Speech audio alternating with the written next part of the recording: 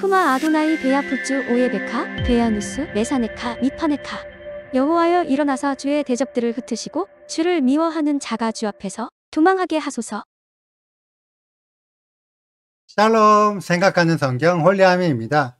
오늘의 말씀은 어제와 연결된 여호와의 절기에 대한 말씀입니다.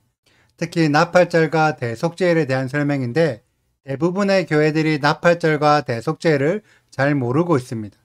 분명히 성경에 기록되어 있지만 나팔절과 대속죄일에 어떤 일이 일어났고 어떤 의미를 가지고 있는지를 모르고 있죠. 먼저 나팔절은 유대인들에게 새해의 설날입니다. 그래서 나팔절을 로시 하샤냐라고 부르며 새로운 한 해가 시작됨을 축하하는 날입니다. 여러분들은 새로운 한 해가 시작될 때 어떤 생각을 하시나요? 올해는 작년에 이루지 못한 일을 꼭 시작해야지 라며 새로운 각오들을 많이 하실 거예요. 유대인들도 동일합니다. 유대인들도 나팔절에는 뭔가 새로운 마음가짐, 뭔가 새로운 각오를 하는 날입니다. 그런데 유대인들과 우리들과는 차이가 있습니다. 우리들은 한 해의 목표를 세우지만 그 목표를 이번 1년 동안 실천하고자 하는 의지가 약합니다. 새해에는 생각만 하고 실천은 올해 안에만 하면 된다고 생각하죠.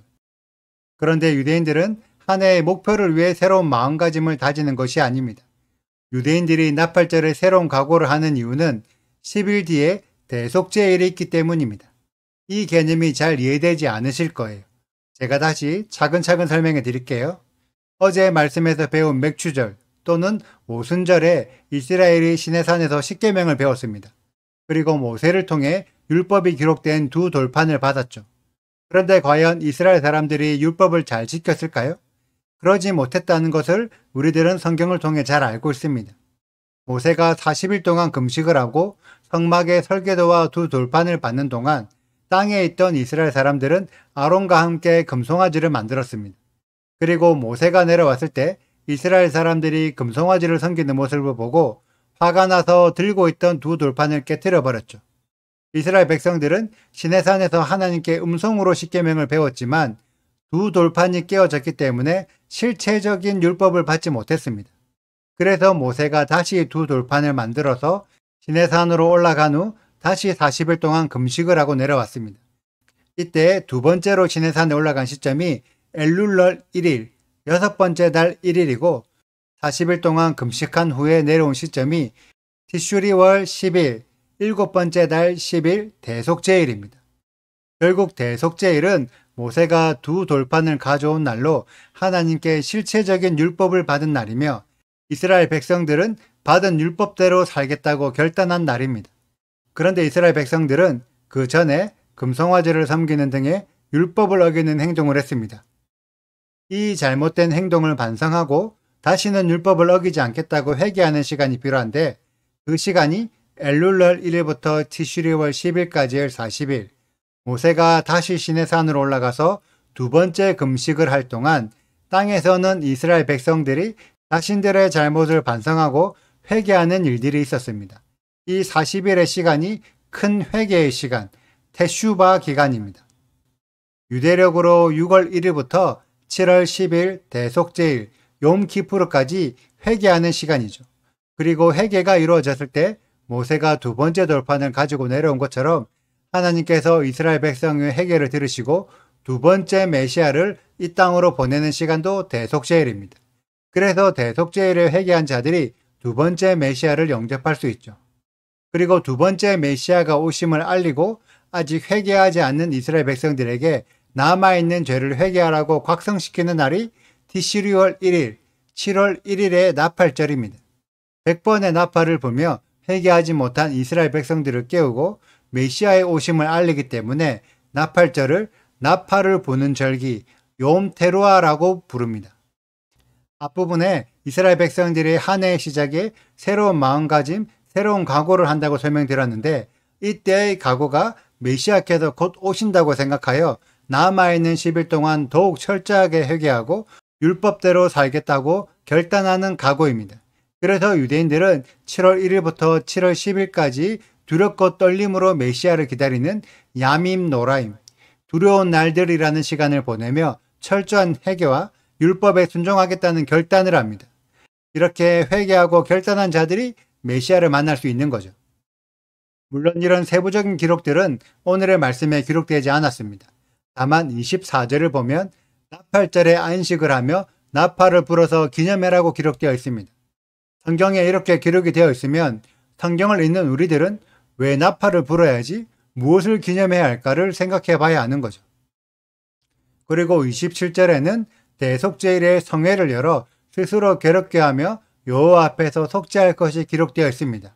이때 스스로 괴롭게 하는 것은 금식하는 것을 의미하며 이스라엘에서는 매년 대속죄일에 모든 국민들이 다 함께 금식을 하고 있습니다. 그 전부터 40일 동안 회개를 하고 대속죄일에 금식을 하며 죄로부터 구별되는 정결한 상태로 메시아를 영접하기 위해서죠. 여러분들은 오늘의 말씀을 읽으면서 어떤 생각이 드시나요? 대다수 유대인들은 예수와를 믿지 않지만 성경에 기록되어 있기 때문에 회개하고 금식함으로 메시아를 맞이할 실제적인 준비를 매년 하고 있습니다. 그런데 예수와를 믿는다고 말하는 교회들은 계속해서 죄를 짓고 있으면서도 죄의 심각성을 깨닫지 못하고 성경에 기록되어 있음에도 불구하고 메시아를 맞이할 실제적인 준비는 전혀 하지 않고 있습니다.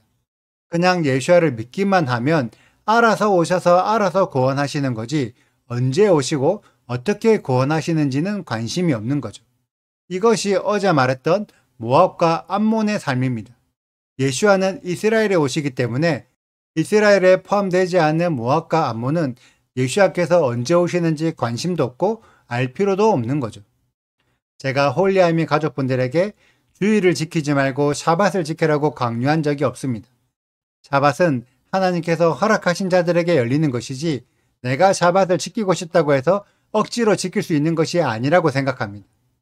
주일을 끊어내지 않고 억지로 샤밧을 지키다가 다시 주일로 돌아가는 사람들을 이미 많이 봐왔습니다. 그래서 저는 열리지 않는 사람들에게 샤밧을 억지로 지키라고 강요하지 않습니다. 다만 여호와의 절기는 반드시 지켜보라고 요구합니다. 절기를 지켜보지 않은 사람은 절기의 깊은 의미를 알 수 없습니다. 절기를 지키는 자들만이 절기에 숨겨진 여호와의 비밀들을 발견할 수 있습니다. 저는 우리 홀리아미 가족들이 반드시 여호와의 절기의 비밀들을 발견하시길 바랍니다. 이 비밀들을 깨달을 때 비로소 안식일 샤밧의 의미와 성경적인 구속사의 흐름을 이해할 수 있습니다. 이런 깊은 비밀들을 이해하여 다시 오실 메시아를 함께 영접하는 우리 홀리아미 가족들이 되시기를 축복합니다. 오늘의 영상은 여기까지입니다. 오늘의 말씀을 읽으시고 질문 있으시다면 언제든지 댓글로 남겨주세요. 오늘도 감사합니다. 샬롬! 여호와께서 모세에게 말씀하여 이르시되 이스라엘 자손에게 말하여 이르라 일곱째 달 곧 그 달 첫날은 너희에게 쉬는 날이 될지니 이는 나팔을 불어 기념할 날이요 성회라. 어떤 노동도 하지 말고 여호와께 화제를 드릴지니라. 여호와께서 모세에게 말씀하여 이르시되 일곱째 달 열흘날은 속죄일이니 너희는 성회를 열고 스스로 괴롭게 하며 여호와께 화제를 드리고 이 날에는 어떤 일도 하지 말 것은 너희를 위하여 너희 하나님 여호와 앞에 속죄할 속죄일이 됨이니라. 이 날에 스스로 괴롭게 하지 아니하는 자는 그 백성 중에서 끊어질 것이라. 이 날에 누구든지 어떤 일이라도 하는 자는 내가 그의 백성 중에서 멸절시키리니 너희는 아무 일도 하지 말라. 이는 너희가 거주하는 각처에서 대대로 지킬 영원한 규례니라. 이는 너희가 쉴 안식일이라. 너희는 스스로 괴롭게 하고 이 달 아흐렛날 저녁 곧 그 저녁부터 이튿날 저녁까지 안식을 지킬지니라.